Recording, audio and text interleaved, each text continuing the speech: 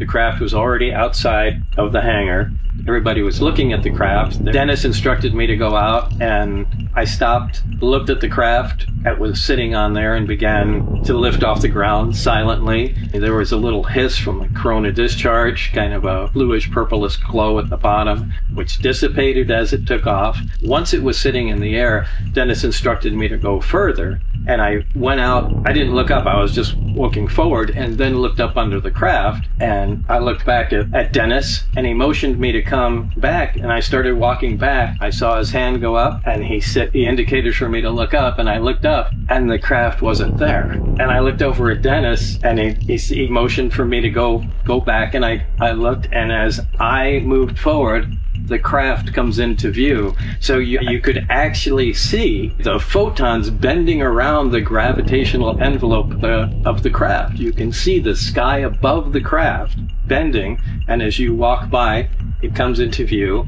and then out of view. It really leaves an impression. It's a pretty impressive thing to see. There was what appeared to be a VHF radio, because what caught my attention was they were in communication with someone in the craft, and they were using a conventional VHF radio to talk to them. And I believe it was in the 140 or 150 megahertz bandwidth, because it said right on the radio. And knowing how the craft worked, it would be impossible for it to receive a radio signal through the gravitational field. I mean, it bends light around it. There's no way a radio wave is getting inside the craft, yet they were talking to it. So I was really perplexed by that, and for a minute just focused on that and looked at the craft and wonder, obviously there's something I'm not getting here.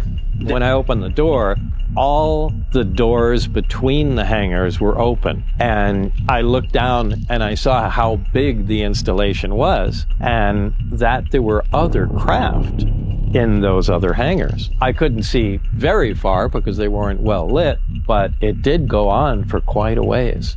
In the hangar adjacent to the sport model was another craft that sometimes I refer as to the Jello mold or the bundt cake. It looks like a bundt cake mold without the hole in the middle. It appeared to be made of the same material as the sport model, same color, same sheen. I couldn't see much going on with it. Again, this was just a single glance. The other craft looked like a top hat or a straw carnival hat with a large brim on it.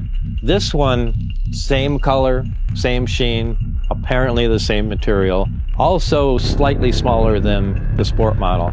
But this one wasn't laying flat on the ground, it was leaning on the wall, and what was interesting about this one, it had a hole in the side of the brim, if you want to call it that, as if it was shot from underneath with a projectile, because you could see some of the metal bent outward.